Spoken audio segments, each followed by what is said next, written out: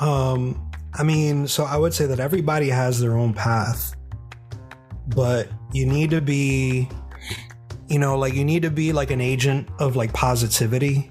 When you're positive, you're going to bring other positive people along. You're going to like bring that along with you. If you really want to get into design, it's really mastering and understanding like fundamentals, and understanding like what are going to be those kind of like unchanging things. Hola, and welcome everyone to episode 19 of Latinx Who Design. I'm your host, Michel Ferreira, a Brazilian designer living in Sydney, Australia. Thank you so much for listening. Our goal is to highlight Latinx designers from all backgrounds, shapes, colors, and sizes, sharing their stories and struggles to inspire the next generation of designers. This podcast is made for you, so if you have any questions, send them over. DM me at Latinx Who Design, or on Twitter, or record a message on anchor.fm/LatinxWhoDesign/message. This week, I had the pleasure of chatting with Miguel Angel Cardona, aka Miggi from Figgy. Michel is a designer advocate for education at Figma, where he is helping to bring Figma to more classrooms. Previously, he was a tenure track professor in the new media design program at the Rochester Institute of Technology, teaching user interface and product design. Before that, he was the lead designer at imgix, a platform for compressing and delivering images at scale. Michel has 18 years of experience designing and illustrating for startups, agencies, and teaching design. He lives with his partner Eartha Kitt, in Rochester, New York. And now, Miggi from Figgy.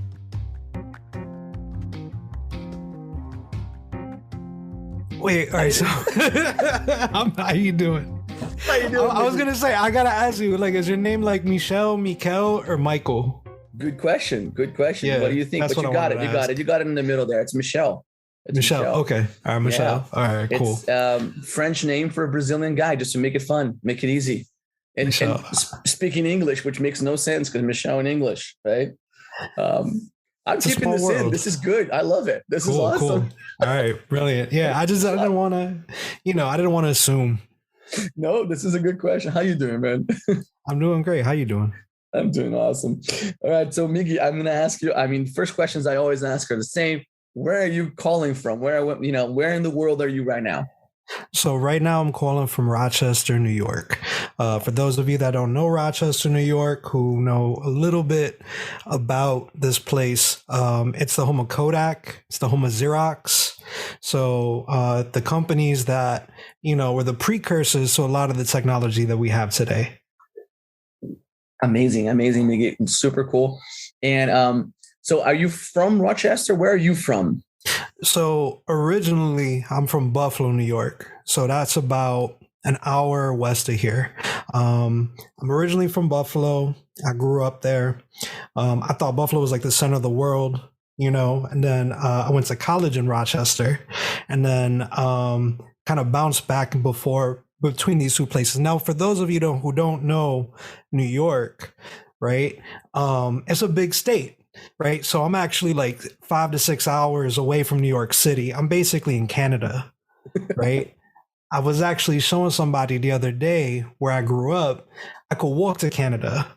And back then you didn't have to have a passport to cross the bridge. So like, we would be at home like, hey, you want to go get dinner? We would just hop over to Canada for dinner because it was actually closer to some places than actually within the city.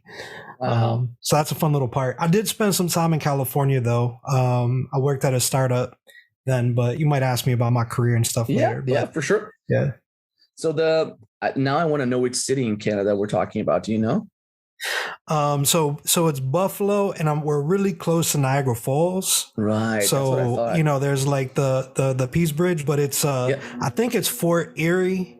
Where it was, I didn't really think of it. Like for me, growing up, it was just all Buffalo. Yeah. It's the French part of Buffalo. Nice, cool. It's the French part of Buffalo. It's awesome. I love it. All right, man. And I gotta ask you this though. So it's Miggi, but it's actually Miguel Angel Cardona. So where do you get that? That name? Where do you? Where's your where's your roots? Where are your roots from? How did you? Yeah. So both of my parents are from Puerto Rico. So like, my mom's family's from like San Germán, and like my father's family's from like San Sebastian and like Aguadilla. Awesome, dude. This is amazing. And that's why we're here. I wanted to hear from you. Can you tell us a little bit what your role is and what you do? I know you're known as Miggi from Figgy, but what does that mean? What is Miggi from Figgy? So yeah, I mean, it's a bit of a trip. So most recently, I was a professor at the Rochester Institute of Technology. I taught new media design. I've actually been teaching new media design on and off for about 15 years. I had like a really close relationship with the university where I got my degree. And like new media, what we taught and what we do is like a little bit of everything. It's a little bit of, traditional graphic design. What we know today is like UX and product design, even though back then it was mostly Flash. Motion graphics, any number of things, right? So it was just like, multimedia, any new thing that's up and coming. And I've always had a very close relationship with the program. So most recently, I was an assistant professor. And in my classes, I started using Figma, and it really just flipped it for me, just started having like all my students in the same file with me, right? And just opened up all these new opportunities. And it's like every class session became this like fun experimental, opportunity to like play around with this like new tool. And I started playing around with it and showing other people on Twitter and just kind of having public conversations, right? Like the notion of like open design has been, a little bit more and more prominent.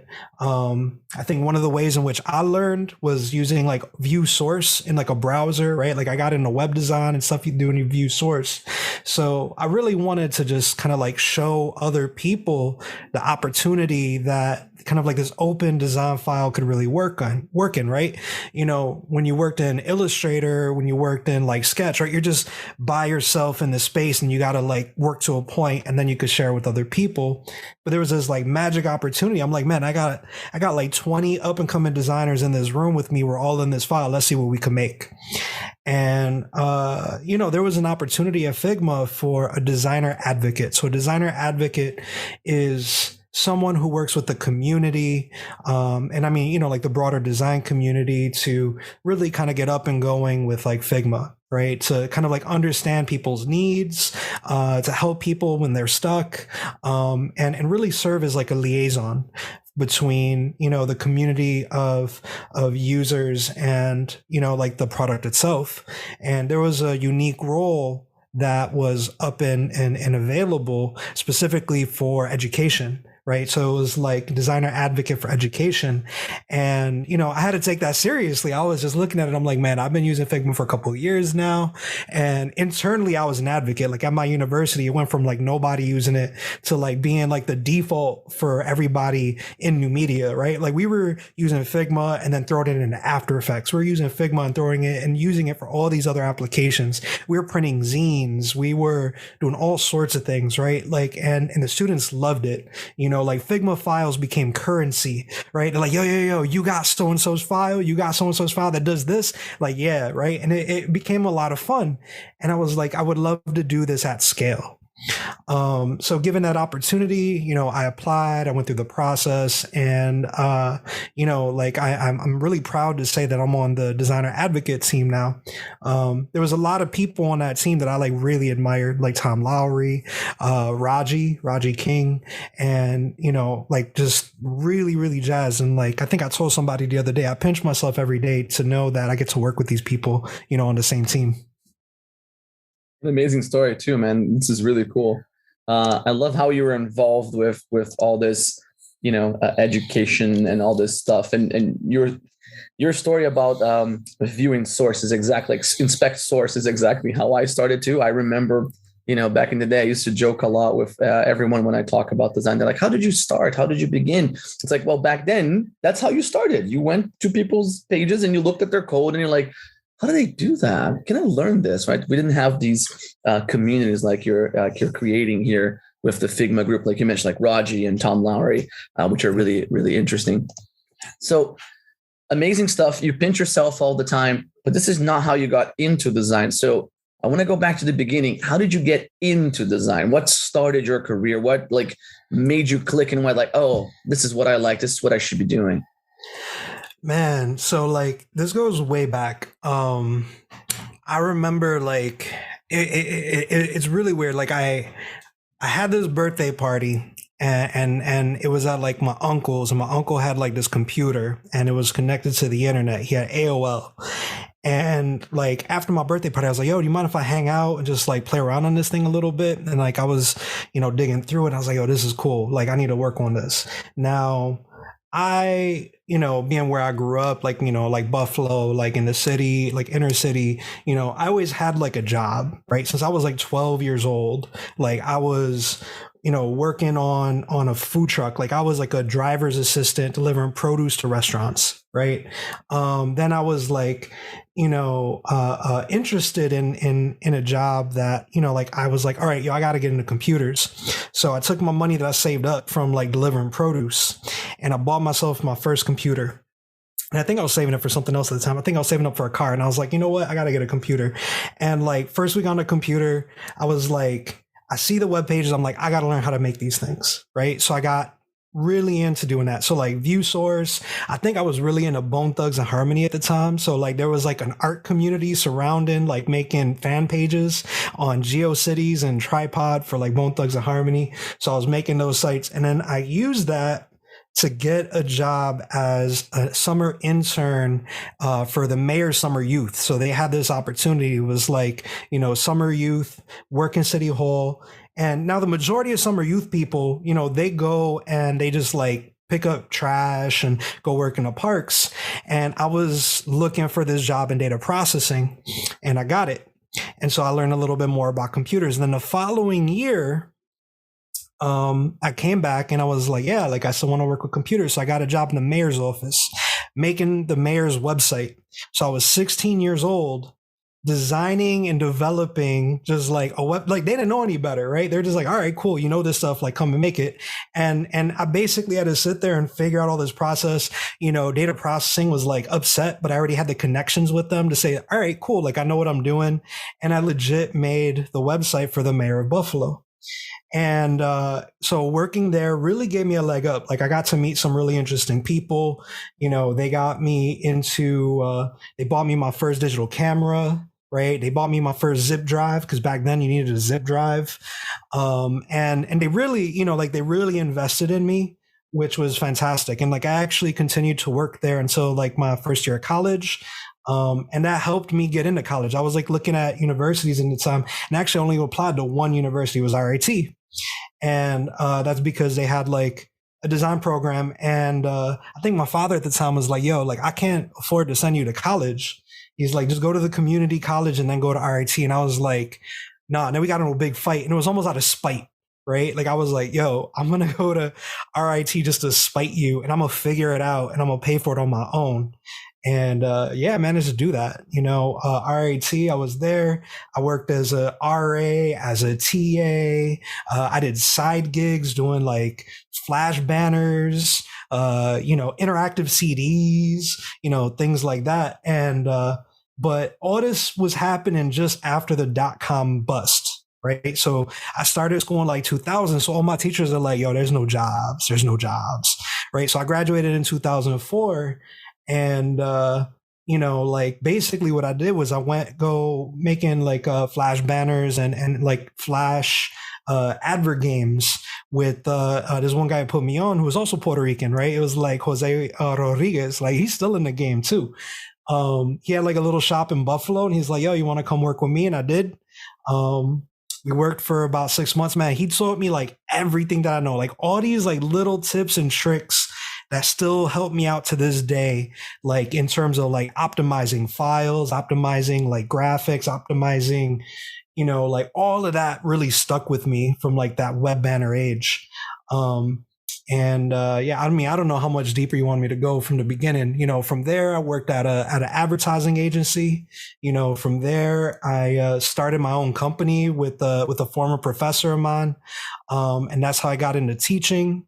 Nice. And then there was this opportunity that I had from just like adjunct teaching, right? Like, so when you're adjunct teaching, you're just teaching in night classes. I just always had this like hustle mentality. It's like, all right, I'm just doing something onto the next thing. And, there was an opportunity for me to get my master's degree for free, as long as I was like teaching, and what I would be considered was like a visiting teacher. So from 2010 to 2013, I was full-time teaching, full-time studying, and then also, because teaching don't really pay that much, like working like side gigs on the summers. And then one of those side gigs was a friend of mine had started a company in San Francisco.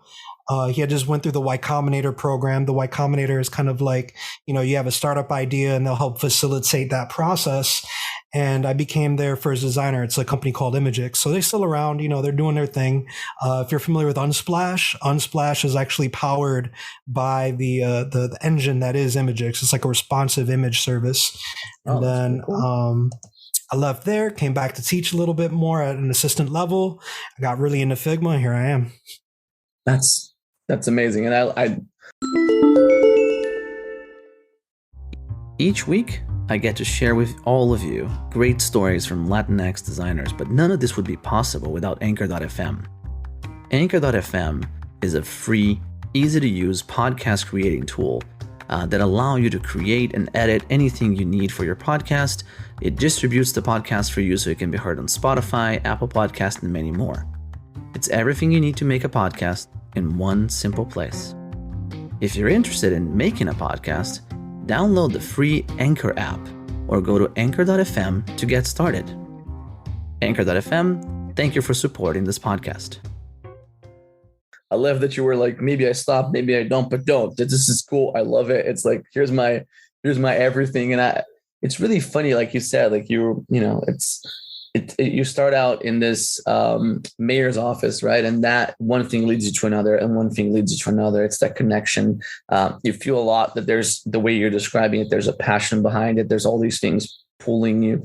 But the thing you didn't mention was, do you think there was a spark or something there, like an inspiration that took you to design? Was it that computer, or there was something bigger that you can see in it? Man, so I would draw, and I was drawing all the time. And you're right. It's like when I got that computer, the first thing I got was a scanner. I would scan my drawings. I would put them into my hacked version of Paint Shop Pro, right? Paint Shop Pro was like the software that you can get where if you just reset the clock on your PC, like it was just constantly, right? Like month after month, I'm just resetting the date so I could still use Paint Shop Pro. I think it was perpetually 1996 of October on my computer for like 4 years, right? And I would just use that to like make comics, and like it was my art, and I think that was something that like really drove me, because I realized that, like I'm a good artist, but combining it with the computers, with the technology, with the internet and communication. Like I used to dabble in all kinds of things. I mean, with America Online, I would get these like punters tools. I don't know if you're familiar with that, or like these like weird tools, and it would allow me to spam chat rooms where I would like send my art out. I mean, I was constantly in violation of their terms of service, and I probably like annoyed a bunch of like, like just regular people just trying to use AOL, but I would get a lot of hits on my like LinkedIn, or not my LinkedIn, what was it called? Link Exchange. It was like a link exchange banner, right? Like I would clock up all those hits. And I remember going into school and telling like my computer teacher, I'm like, yo, like I just got like 50,000 hits on my like website. And he's like, what are you talking about? And then I would tell him what I was doing, and he's like, you got to stop that. Yeah, what you're doing is wrong, baby. Yeah. Oh man, no, we didn't. I mean, I'm from Brazil, so we did not have AOL there. We tried coming up with our versions of AOL, but they were never the same. Uh, Completely different things. We had the Brazilian online, BOL, and we had a one that actually stuck around, which is UOL, which is Universe Online. It's a big thing in Brazil, but it didn't have that community. It didn't have like the AOL Messenger and all that stuff. So I kind of snuck just a little bit after that with the ICQs and the IRCs and all that stuff. Which again, if you're younger and you listen to this, you're going like, what the hell are they talking about? I have yeah, they no have no idea clue. what's happening. So we're going to jump back to something else. I do believe like you described your job as basically a dream job because you get the opportunity to work with these amazing people and to share with, people that want to learn. However, if you could choose anything in the world and it could be, whatever you want, no requirements. Imagine that you can get any skill you want just by, clicking your finger. What would be your dream job? My dream job?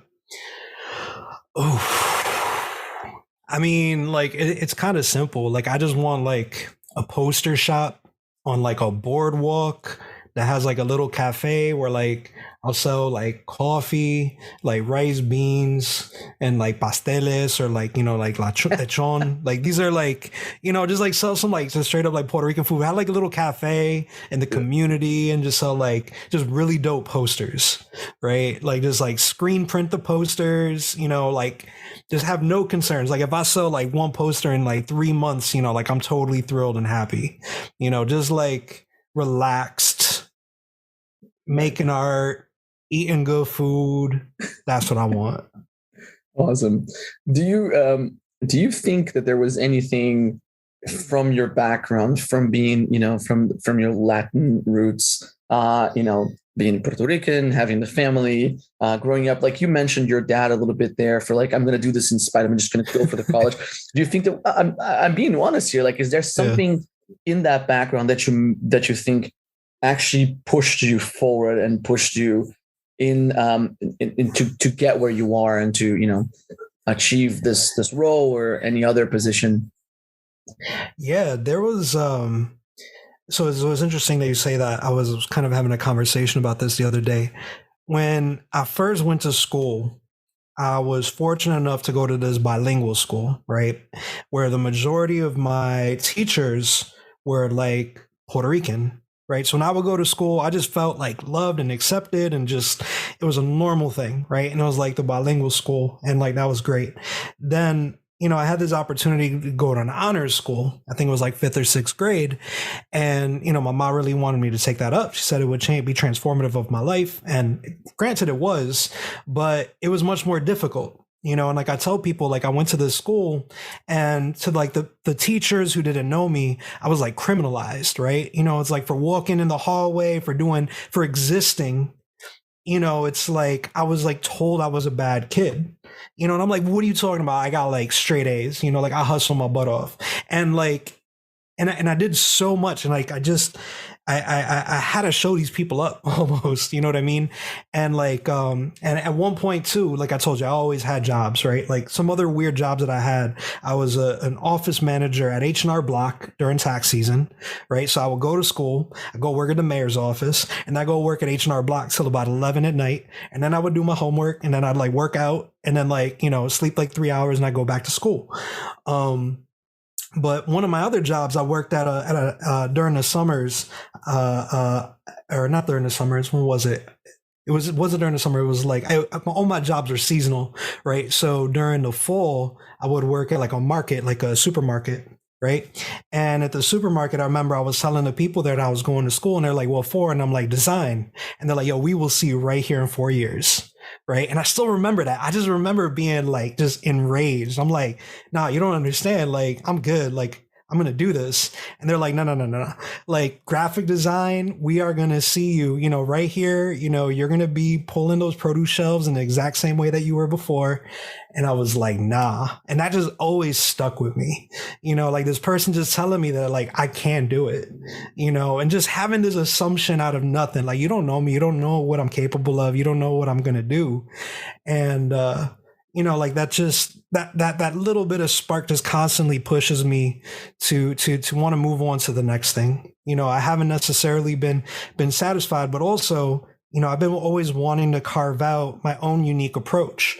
Like I have a lot of friends that, they went to go work at Google, they went to go work at, like Airbnb or Twitter, from like my graduating class. And, I just decided that I wanted to do my own things. I would rather work at like a startup. I would rather, or, my friend's startup. I would rather work, or start my own company. Like I just kind of chose these other little odd job things. And like, even with Figma, I'm not here as a product designer. I'm here as a designer advocate for education. Like I made my own way. And that makes me comfortable. That makes me happier with my decisions that I've made. And going back to that decision and also to that role, which again, it's such a unique role, right? You get to connect with people from all over the world, I would imagine, and to share your experience. How's that on a day-to-day basis? How's your day-to-day in sharing and creating this connection with these people and in being this educator? Would you be able to describe a little bit more of the role so we can understand, like, what does that mean? So sometimes I'll connect directly with educators. So as you can imagine, like, let's say there's a number of people that are interested in using Figma at like a university. I can just kind of like do a demo or a Q&A. Or I could even just be, and as an advocate, right? It's like I'm on both sides of the coin. I could also look at the product experience specifically for like educators or students and kind of figure out ways that we can make that a little bit better. So we have a verification form. Like if people are getting hung up on the verification form, I'm collecting that feedback and then I'm bringing that to product. I also work like on like the social committees. So if there's going to be like a product launch, I'm kind of tied in with that.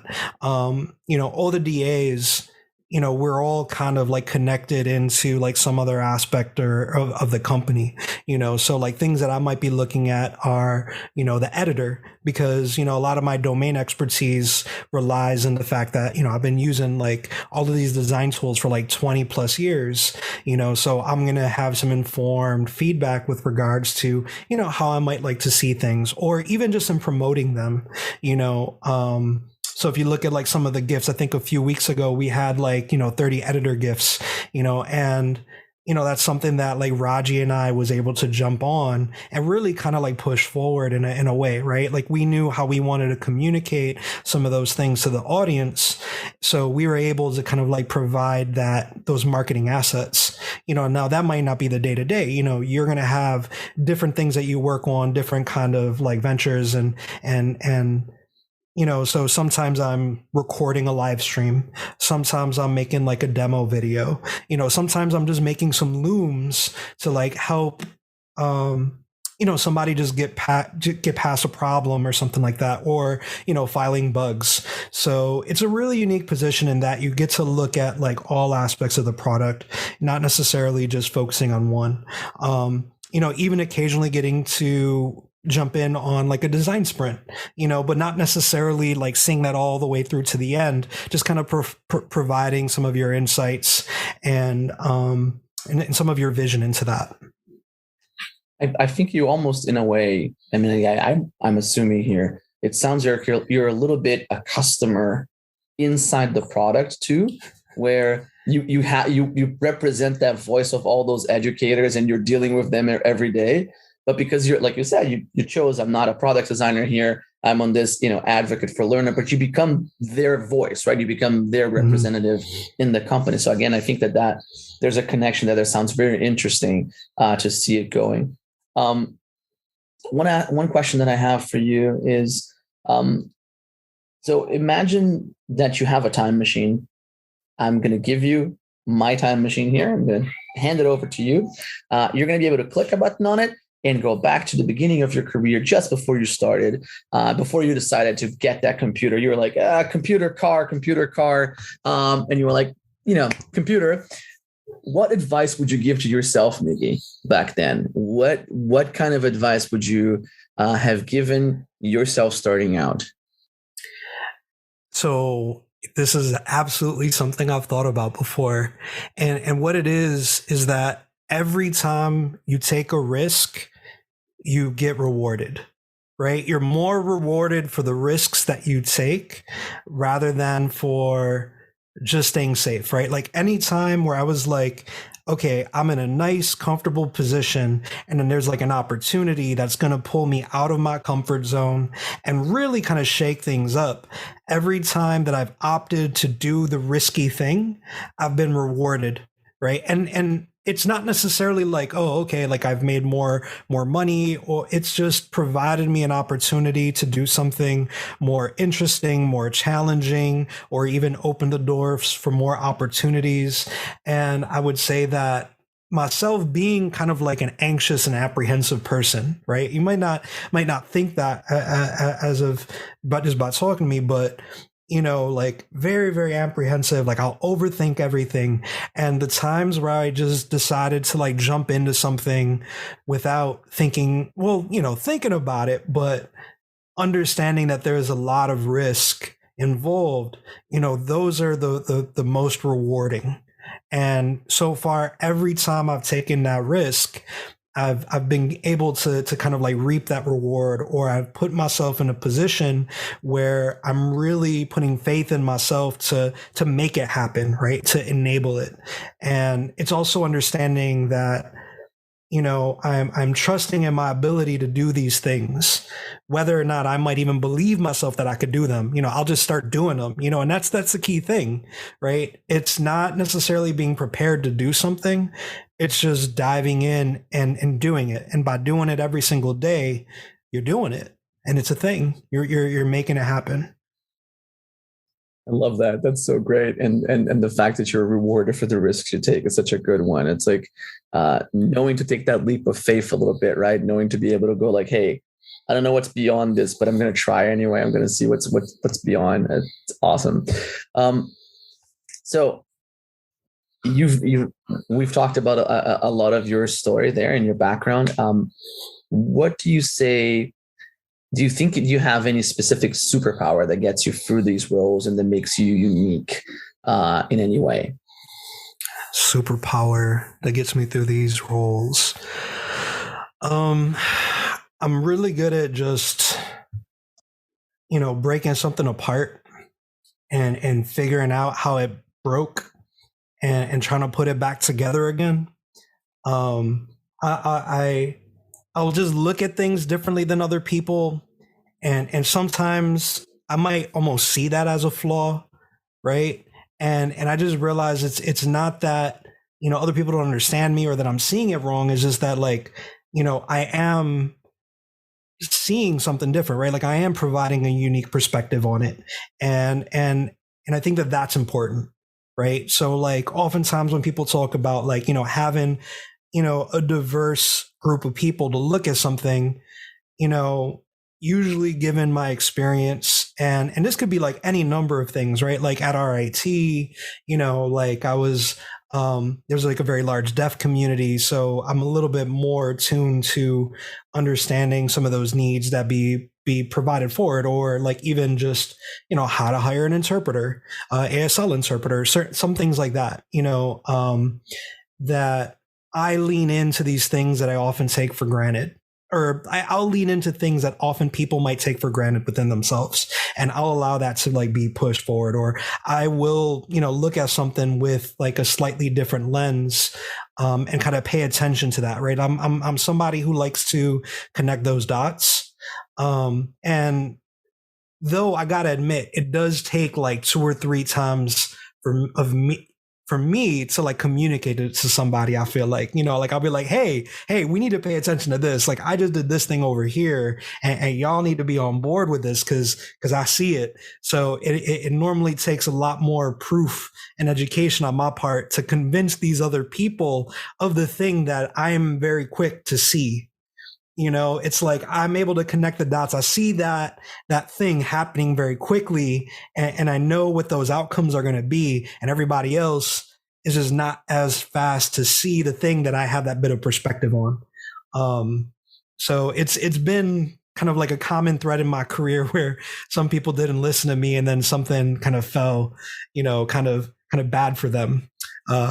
I don't want to give details because I don't want to put anybody on blast. No. And I'm laughing. I'm laughing my face off because I've been given similar feedback in my life where it's like you tend to see things that no one is noticing, and also, but when you do, like, it takes a while for people to get there and people to realize what you're saying. So you need to bring people along more because they don't see it, right? Because you're probably all the way at the end of the thing. You saw what's going to happen and they're still like here and they have no idea what you're talking about. They're like, wait, what? And it's funny because so I'm gonna open up about my experience with Figma a little bit. I was working with Shopify and we were all in Sketch, right? And it's I came from Booking.com. We were all using Sketch and Shopify were using Sketch, and I got literally that moment where it's the transition moment where a lot of these companies started looking into Figma more seriously, and I was already in it. I was already like, nope, we're doing this. I'm jumping in and I'm doing all these files, and then people were like, wait, but we're not ready for it. Don't worry, we'll be ready, and just started doing it. And similar thing happened here at Atlassian. When I joined, I was already using Figma, right? And the team was still kind of like, do we want to? Is it are we ready? Again, we have to commit. There's a commitment when it's a bigger team, and you have to make everyone change, right? So same idea, just came in, started using it, started telling everyone we're using it. And it feels like that a little bit, that connection of like, oh, we're going to. I mean, I know we're going to. The problem is, how do we get everyone to go there? So yeah, I feel like you almost convince yourself that this is happening, which relates to what you were saying about the leap of faith, right? Leap of faith. Yep. You probably believe in it. You know it's going to happen. You know that here's the end goal, and then you just got to make it happen. You're just going to go there, right? Yeah. And then you're rewarded for it. You know what I mean? And then you're rewarded for it, which is awesome. I love it. Dude, that's amazing. I'm going to ask you one more question. Then imagine now you have the years of, people from either Buffalo, Rochester, or even Puerto Rico, right? And they're thinking like, hey, I see this guy and this guy is, doing something that is amazing. Had a great, has been doing great work, a great career. How do I do that? How do I get this, right? So what advice would you give to people that are starting out that look up to you in the area that you're in and, being from the same backgrounds? What can you share with them so they learn from your mistakes or from your successes? So I would say that everybody has their own path, but you need to be, you need to be like an agent of like positivity.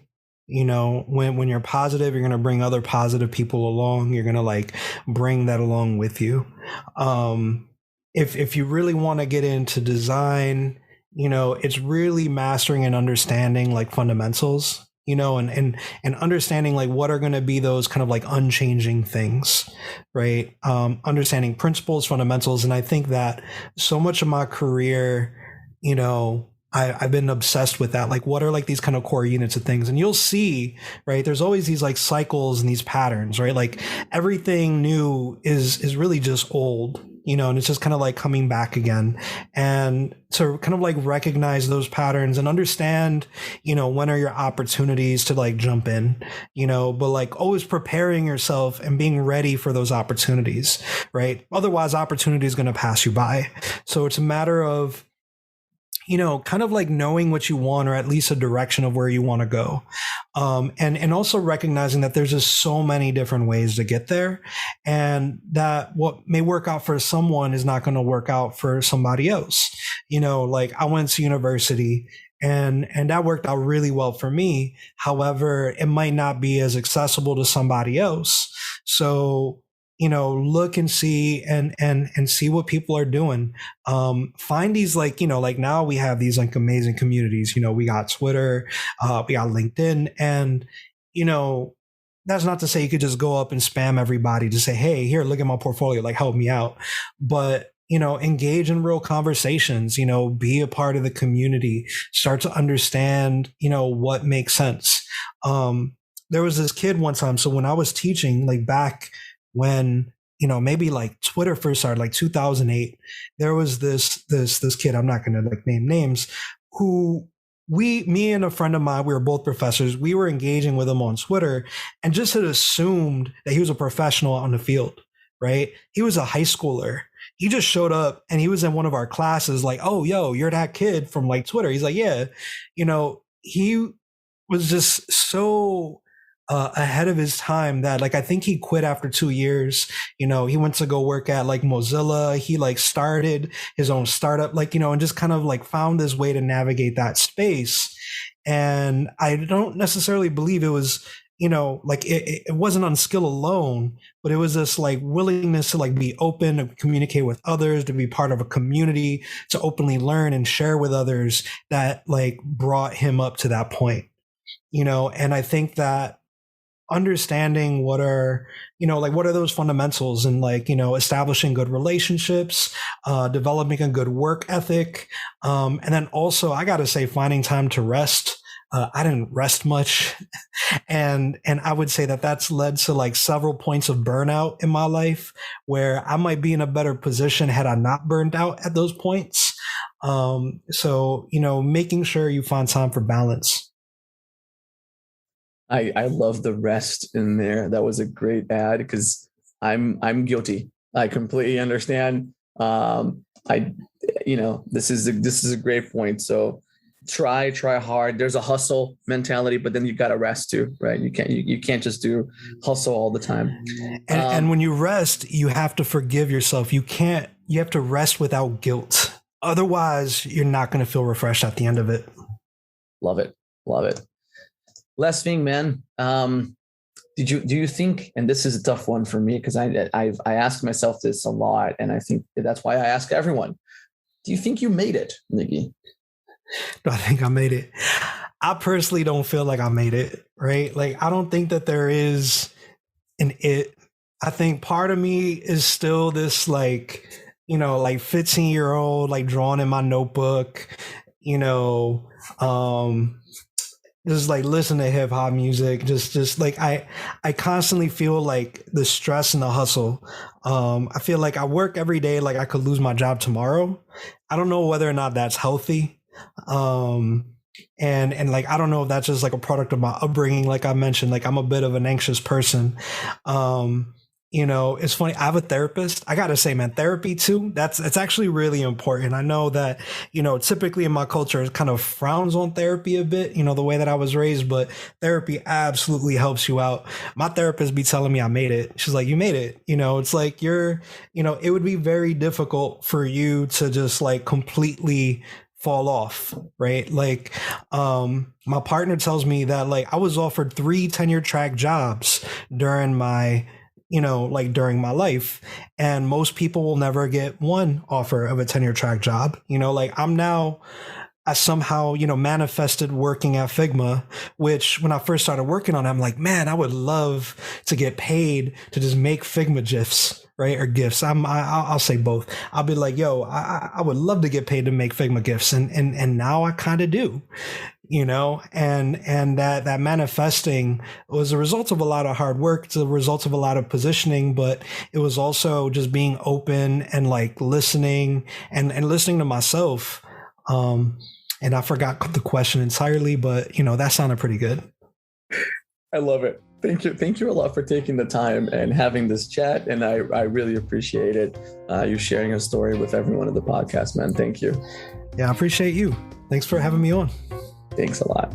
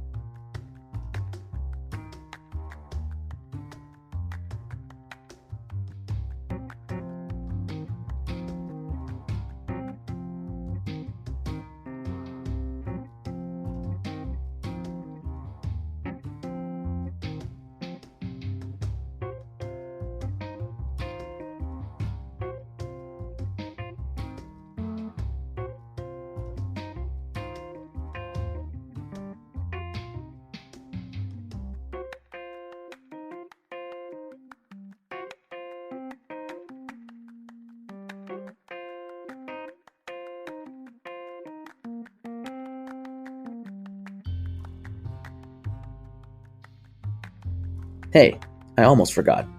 If you like this episode, don't forget to subscribe.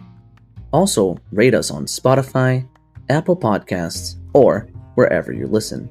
Thank you.